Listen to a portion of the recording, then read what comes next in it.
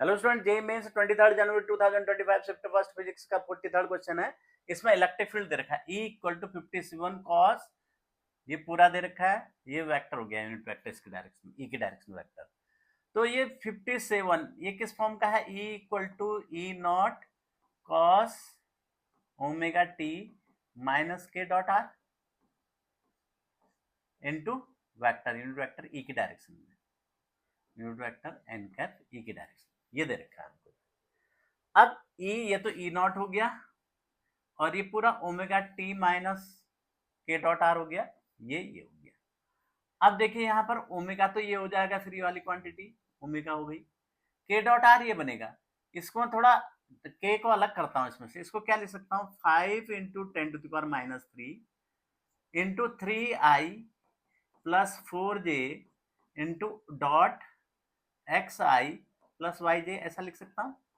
ये हो गया के डॉट आर।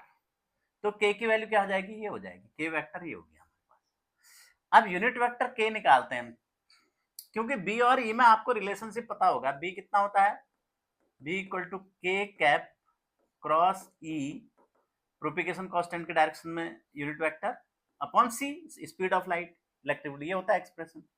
तो यहाँ से k कैप निकालते हैं तो इसके मॉड से डिवाइड कर देते हैं, तो मॉड से डिवाइड कर देंगे तो ये आ जाएगा 3i प्लस 4j अपॉन 5, ये कट जाएगा, इसका मॉड 5 हो गया।